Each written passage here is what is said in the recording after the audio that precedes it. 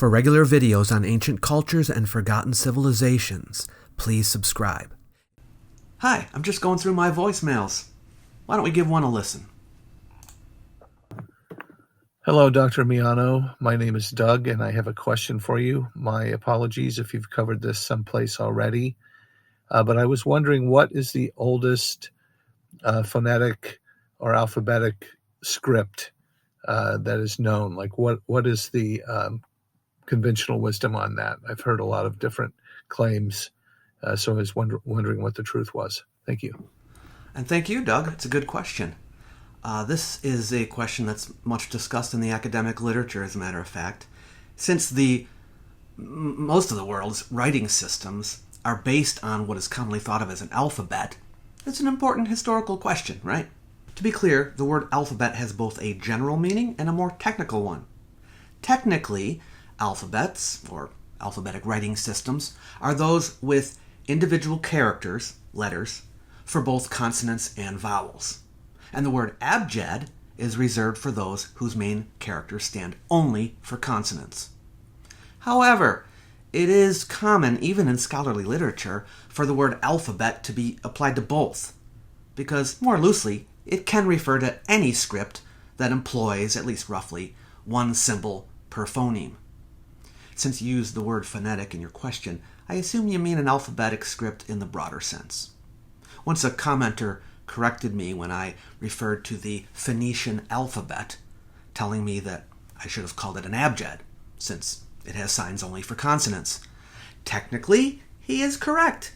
It is an abjad, but calling it an alphabet is not incorrect, and there are a couple of signs in the Phoenician alphabet that can be used for vowels. Anyway, all abjads and alphabets share a single common ancestor, so it is natural to consider their history as one. The earliest known alphabetic script that used letters for both consonants and vowels was the early Greek alphabet, which first appeared around the late 9th or early 8th century BCE. The Euboean alphabet, a variant of the Greek one, seems to have been used from the 8th century BCE. The Etruscan alphabet is another early one, used from the late 8th century. The Etruscans appear to have adapted it from the Greeks, who had established colonies in Italy. But the Greeks did not invent the alphabet out of whole cloth. They adapted it from the Phoenician alphabet, yes, more specifically an abjad, which was the first standardized linear unidirectional writing system, writing right to left. It consists of 22 letters representing consonants, though a few of the letters could double as vowels. Generally speaking, though, the vowel sounds were implicit and you just had to know them.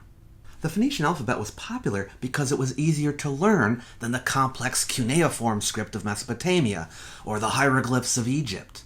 Also, the maritime trading culture of Phoenician merchants helped it to spread. But the Phoenician script was adapted from an even earlier one. We call it the Proto-Sinaitic Script, which was first used at the end of the Late Bronze Age. They were probably written by Semitic-speaking travelers or soldiers who had come from Egypt. Why do we conclude this? Well, this script in turn was a variation of something we call the Proto-Sinaitic Script, which comes from further south. Inscriptions in Proto-Sinaitic have been found at Serabit el-Qadim, a mountain in Sinai, and at a temple for the Egyptian goddess Hathor that is located there. Inscriptions very similar to those found at Serabit el-Qadim have been found at Wadi el-Hol, a shortcut through the desert between Abydos and Thebes in Egypt. There, graffiti can be seen on a cliff face. It was written by non-native Egyptian speakers who took elements of Egyptian writing and adapted them to sounds in their own language. This is in the period of the 12th dynasty, between about 1900 and 1700 BCE. So it would appear that people speaking a Semitic language and living in Egypt and Sinai adapted the Egyptian hieroglyphic or hieratic scripts to write their language using an acrophonic principle, the beginning of the alphabet. Proto-Sinaitic is the earliest known alphabetic writing system, and definitely the first in this particular line of ascent. You may have seen a few years ago that there was a scholar who made the headlines, saying that he determined that the people who developed this script were speakers of Hebrew. His arguments haven't convinced many other scholars, simply because the inscriptions, being damaged and worn, are hard to read, and no consensus has been reached on what they say. And with a script that doesn't have vowels, the exact pronunciation of words is guesswork, and it's difficult to tell the difference between Semitic dialects with such a system. Okay, let's listen to another one. Hello, Doctor. So, I was reading about the Roman leader, the infamous Roman leader, Elagabalus, and specifically the discussions behind their sexual orientation and gender identity. A lot of online pop history sources kind of claim it as fact that they were, transgender, or that they would meet the modern definition of homosexual. But obviously, pop history isn't the best source. So I was wondering what an expert like you could kind of contribute to the discussion there. Thank you. Thank you. Very interesting question. Yes, Elagabalus, Roman emperor from between 218 and 222 CE. He was from Emesa in Syria, and he had been, before he was emperor, a high priest of the cult of the sun god Elagabal, and that's how he got the name Elagabalus. He was Arab and a close relative of the Severan dynasty, but he wasn't known as Elagabalus until after his death. When he became emperor, he took the name Marcus Aurelius Antoninus, but no one ever calls him that. Our main sources on Elagabalus are the Roman history written by Cassius Dio, the Historia Augusta, a collection of biographies of the Roman emperors by unknown authors, and the Roman history of Herodian. Cassius Dio's account of Elagabalus is salacious and entertaining, but it's generally considered useless as historical data. Let me read you some portions of it. He married many women and had intercourse with even more without any legal sanction. Yet it was not that he had any need of them himself, but simply that he wanted to imitate their actions when he should lie with his lovers, and wanted to get accomplices in his wantonness by associating with them indiscriminately. He used his body both for doing and allowing many strange things, which no one could endure to tell or hear of. But his most conspicuous acts, which it would be impossible to conceal, were the following. He would go to the taverns by night, wearing a wig, and there ply the trade of a female huckster. He frequented the notorious brothels, drove out the prostitutes, and played the prostitute himself. Finally, he set aside a room in the palace, and there committed his indecencies, always standing nude at the door of the room, as the harlots do, and shaking the curtain which hung from gold rings, while in a soft and melting voice he solicited the passers-by. There were, of course, men who had been specially instructed to play their part. For as in other matters, so in this business, too, he had numerous agents who sought out those who could best please him by their foulness. He would collect money from his patrons and give himself airs over his gains. He would also dispute with his associates in this shameful occupation, claiming that he had more lovers than they, and took in more money. This is the way, now, that he behaved alike toward all alike who had such relations with him. But he had, besides, one favorite husband, whom he wished to appoint Caesar for that very reason. When trying someone in court, he really had more or less the appearance of a man, but everywhere else he showed affectations in his actions and in the quality of his voice. For instance, he used to dance, not only in the orchestra, but also, in a way, even while walking, performing sacrifices, receiving salutations, or delivering a speech. And finally, to go back now to the story which I began, he was bestowed in marriage and was termed wife, mistress, and queen. He worked with wool, sometimes wore a hairnet, and painted his eyes, daubing them with white lead and alkanet. Once, indeed, he shaved his chin and held a festival to mark the event, but after that he had the hairs plucked out, so as to look more like a woman. And he often reclined while receiving the salutations of the senators. The husband of this woman was Hierocles, a Carian slave, once the favorite of Gordius, from whom he had learned to drive a chariot. He goes on to relate how the emperor appointed to high office a man who was reputed to have the largest penis in the empire. And then he adds, He carried his lewdness to such a point that he asked the physicians to contrive a woman's vagina in his body by means of an incision, promising them large sums for doing so. It has been suggested that perhaps Elagabalus was transgender, the first ancient person we know of that had sex reassignment surgery. There may be some basis in fact in some of these stories, but how much, we do not know, and some may be completely made up. These stories are all told with voyeuristic fascination and with little pretense that they have either a deeper historical meaning or any real grounding in evidence. We should not suppose that this account is what Dio genuinely knew or believed. He is self-consciously recording it as the prevailing version of the story, a version we can well imagine was promoted, and perhaps largely invented, by the new regime of Alexander Severus. Dio associates Elagabalus' sexual practices with his poor administration and his overthrow. It would seem that when people were seeking an explanation for Elagabalus' downfall, they preferred the sex stories to the stories about the religious practices that he was involved in, which were somewhat controversial themselves. What we're reading in Cassius Dio are the kind of stories Alexander Severus found it useful to circulate, and Dio sees fit to repeat these stories. Current scholarship tends to see Dio as exploiting rhetorical stereotypes to craft a picture of a bad emperor, or to make a satire that draws the reader's attention to trends in Roman social customs that disturbed Dio. The Historia Augusta is even more explicit that Elagabalus fell because of his sexual misconduct, though it's less lurid and imaginative in its descriptions. But the general idea is the same, the focus being on Elagabalus' sexual passivity and desire for well-endowed partners. The Roman history of Herodian is much milder about these matters. So generally, when we evaluate these historians and their portrayal of Elagabalus and his gender-blending activities, there's not much we can take at face value. These historians have their own agendas and are going to portray the emperor in a way that fits their respective literary missions. Elagabalus probably was seen by many Romans of the period as an exotic Easterner, and the traditional stereotype of Easterners was as soft, feminine people. So this would have given the historians a weapon to use against Elagabalus.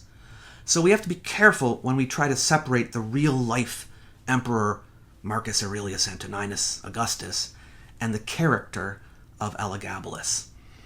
So I guess that's a long way of saying we don't really know. Okay, here's another one we can listen to. Hello, Professor Miano.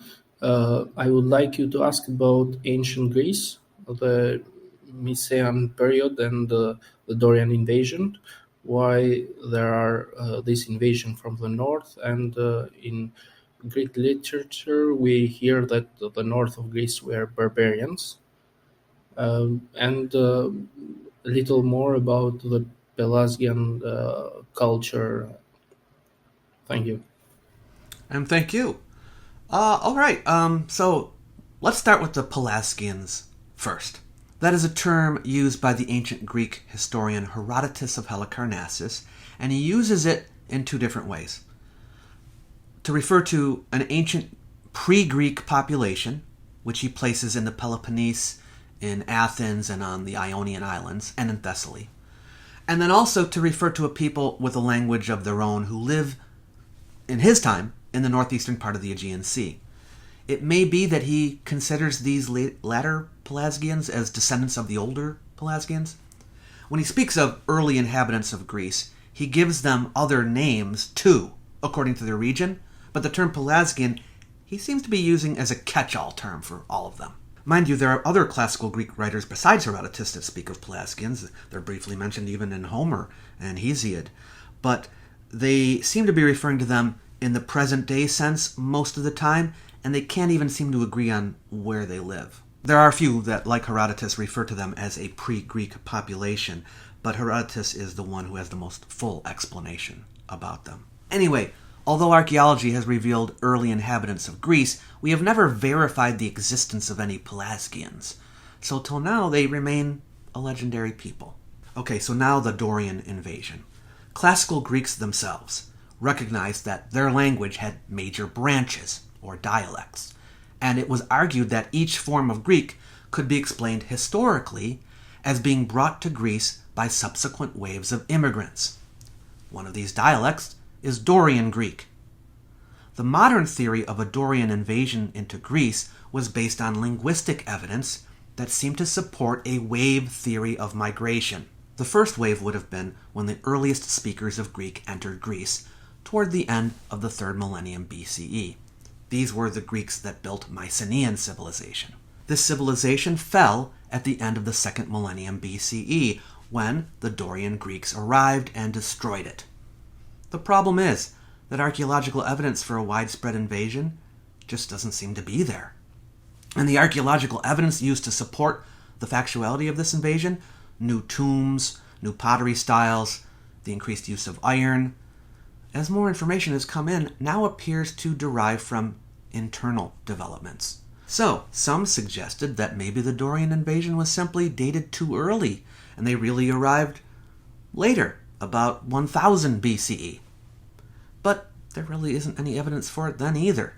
Others suggested maybe the Dorian invasion took place earlier, around 1600 BCE. But the evidence for it then also is scanty. Another suggestion is that maybe the Dorians came at the end of the 3rd millennium, the time when Greeks first arrived in Greece. Of course, that would mean that they would have invaded the land of other people, not simply other Greeks. The problem with that idea is that the earliest Greeks in Greece are usually equated, linguistically, with the Achaean Greeks of the heroic age. Just on a language level, it doesn't seem possible to stick the Doric-speaking Greeks in there too.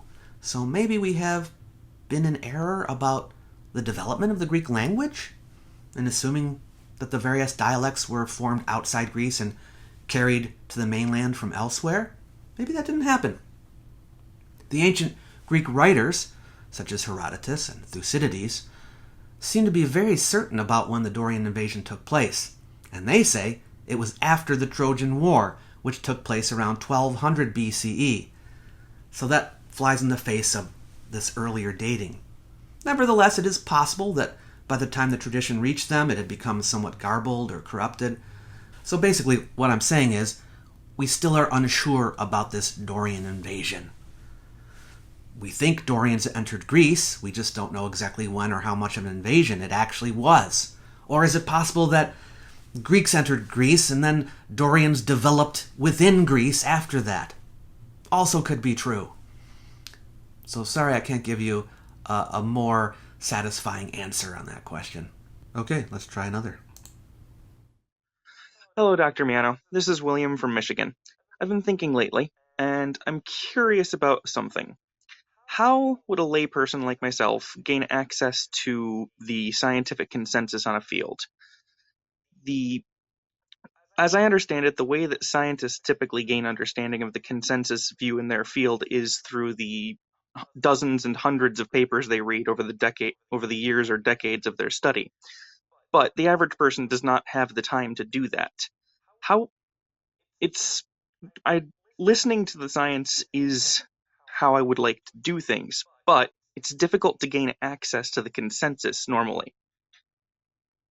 Thank you, and have a nice day. And thank you, William. Yes, you are correct. If you want to learn the consensus, you would be in the field, right? Because you'd be reading all of the articles, you'd know all of them. You're talking about hundreds of articles on a particular subject, for example, in order to get a good idea. Yeah, and the average everyday person is not going to be able to do that. They just don't have the time. So how do you find out what the consensus is? Well, that's not where you go. You don't go there. You don't go to even to books necessarily on the subject if they are promoting a new idea. Because most papers and I shouldn't say most books, but most papers and a lot of books are trying to propound new ideas, right? They're trying to argue something against the consensus, okay? To add to knowledge or something like that. New things. So where do you go just to find out the state of the field? You know, when I was in grad school, one of the assignments we would sometimes get is we'd have to write a state of the field paper. Now, to write a state of the field paper, you have to do all kinds of research, right? But what I'm trying to tell you is that kind of paper, okay, a state of the field, sometimes called a survey, scholars write those too. And you can find those. All right? Most often, the most common place to find a state of the field survey, right, is in a textbook. Textbooks are state of the field. Textbooks are surveys. They will tell you what the consensus is. Now, there are good ones and there are bad ones, but generally speaking, that's the purpose of a textbook. The writers of the textbook are hired to present not new ideas. No. They want to conservatively tell you what the state of the field is, where things currently stand. And of course, the more updated the textbook, the better, because you want them to have the latest information. But I would say that's the best place to go. Textbooks. Now, what you don't want to do is go for a very broad textbook, like world history or Western civilization, because the writer or writers aren't going to know everything about all of that because it just covers so much material. You want to go more focused. A textbook you would find like in an undergraduate class, survey class in college, right, on a specific country and time period. And there are textbooks for those, like A History of the Ancient Near East, okay? Just a nice survey, History of the Ancient Near East, and it's got the state of the field, okay? Or Ancient Greece, okay? Textbook just on Ancient Greece. It's got everything you want to know about Greece. It tells you the consensus, okay? Survey of the history. These are the kind of books that you want to look for. So that's what I recommend. Okay, here's another one. Hi, Dr. Miano. Do you think a hobbyist or amateur historian should seek out primary sources, or do you think other academic resources are already enough? Thanks for your time. I think if you're interested in history, you absolutely should read primary sources. As a matter of fact, in my own courses in college, I assign primary source readings. Yeah, primary sources are important because it gives you an idea of what historians actually do. Historians work with primary sources. I actually made several books of primary sources for my classes for that reason. And why I think that is important is people get this idea that historians base their history on other historians' textbooks. They don't. They base their history on the primary sources. This is how history differs from archaeology. Archaeology is about the material remains, whereas history is about the study of the documents, the primary source documents, and secondary sources too, because sometimes it's all you've got. But those ancient sources are what puts it all together for the historian. They're going to include findings from archaeology and from science and so forth to add to that, but primarily historians deal with documents. And the historical method is all about how you deal with documents. And you can catch my video on that subject as well. So yes, I do recommend it. Whatever subject you're studying, find primary sources, read those primary sources. Now, you don't accept everything that they say uncritically, okay? You have to analyze them in the appropriate way, but I think it's important to use them and to do that. All right, let's listen to this one. Hi, Dave. This is Dad. I noticed you made a slight error in your last video in regards to the age of the Great Pyramid. You said short-lived. It's supposed to be short-lived, I believe. Hope you're doing good. See ya. Bye-bye. That's my dad giving me a hard time. Well, actually, Pop, it could be either short-lived or short-lived, but I prefer short-lived because it makes more sense. If something has a short life, it's short-lived, okay? So it just seems just to work better for me.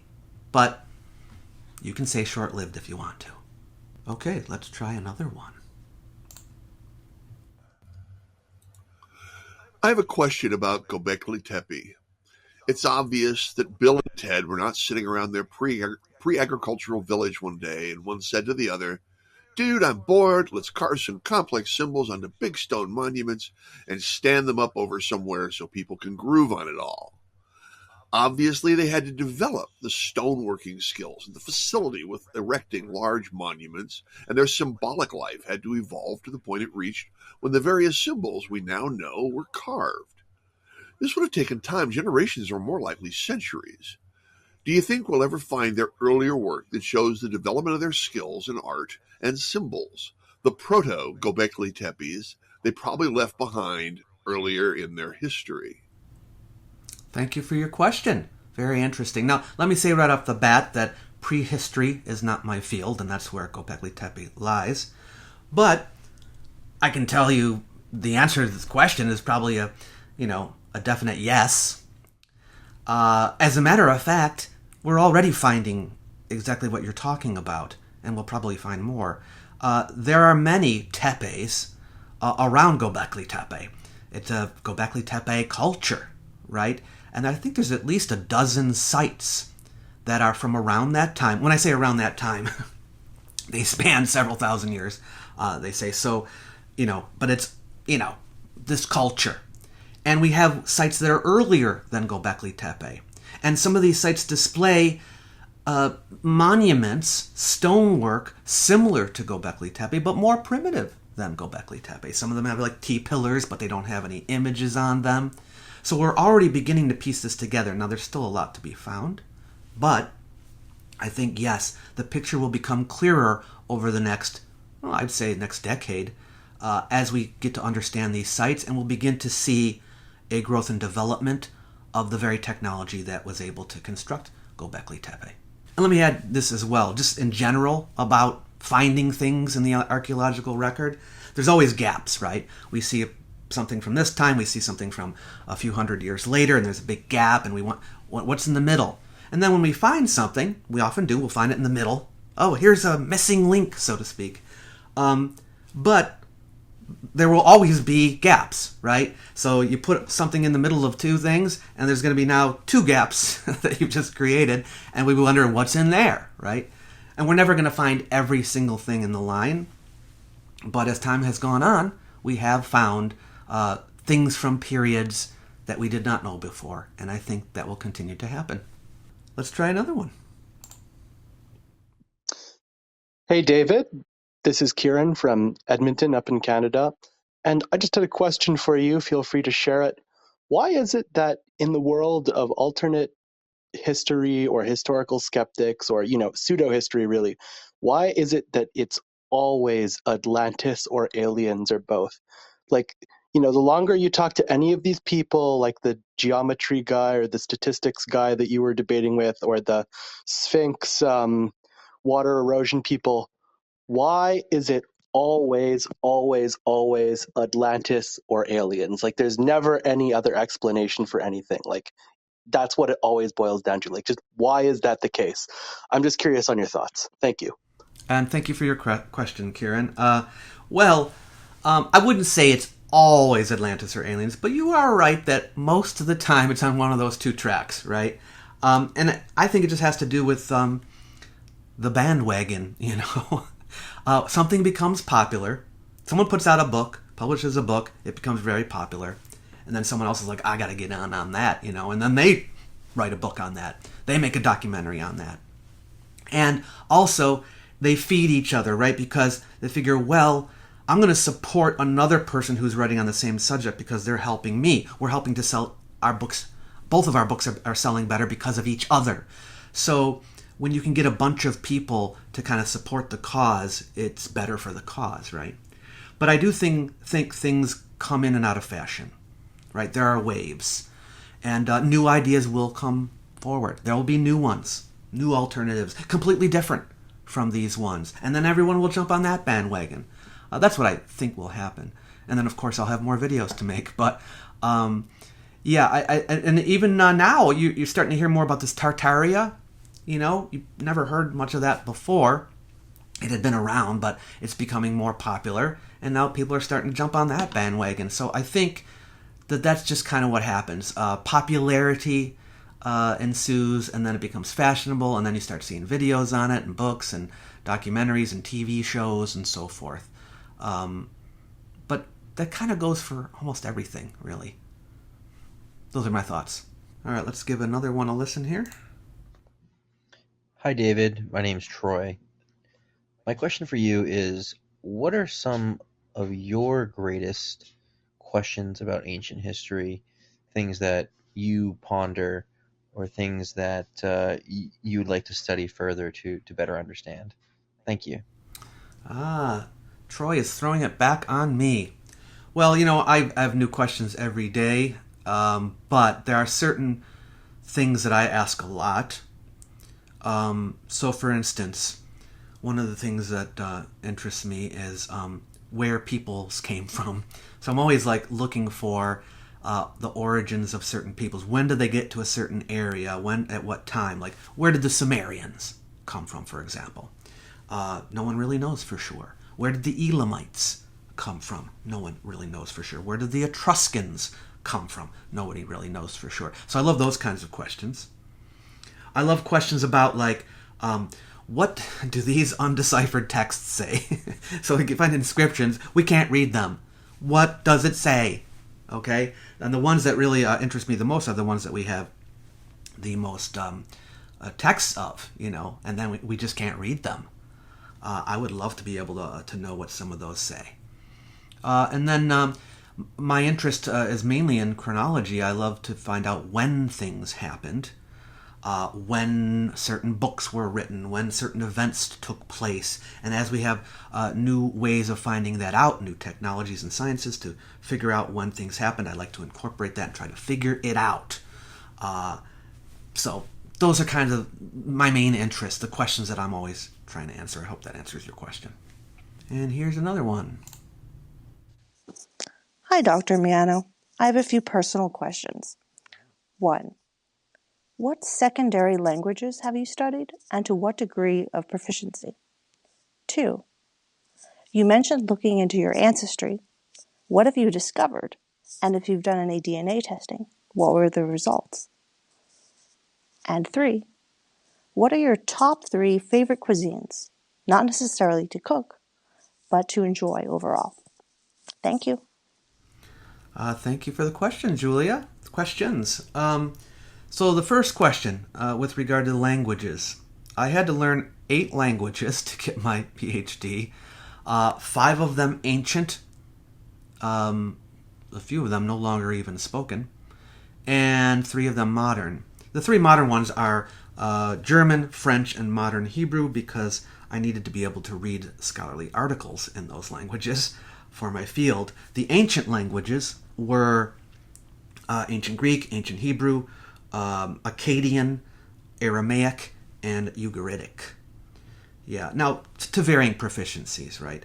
But I can honestly say that I've gotten rusty over the years because, if you're not constantly practicing and using them all the time, you forget things. But I can still get by if I have to translate an inscription or an ancient document, pull out my dictionary or my grammar book, and I can figure it out, My genealogical research has been mostly on my dad's father's side, the Mianos. And I've been able to trace that line back into the late 1700s in Sicily. I've also done some work on my mother's father's side, and I've gotten back to the early 1800s in Slovakia. I still have work to do on the other lines, and if I want to go back any further, I'm probably going to need to go visit those countries. I have done some DNA testing on 23andMe, and found out pretty much what I guessed already, although I did find out I have a little bit more Neanderthal ancestry than most people, I guess. And I do have some North African ancestry, so that's kind of interesting. Don't know how far back that is exactly, though. And then as far as cuisines that I love to eat, it changes all the time. But my favorites right now are I love Middle Eastern food, I love Indian food, and I love Korean food. Those are some of my favorites right now. All right. That's it for today, everybody. I hope you enjoyed the questions. If you have a question that you would like to ask me, you can do so at speakpipe.com/DavidMiano. And if you would like to help contribute to the channel, you can do so at patreon.com/worldofantiquity, or just give me a super thanks down below. Thank you so much. You might like my little e-booklet, Why Ancient History Matters. It's designed to persuade people that the subject is important, even in the modern world. You might also wish to use it to help spread the word, so feel free to share it with someone you know. It's free for anyone who wants it. I've left a link in the description box below the video for you to grab a copy. Catch you later.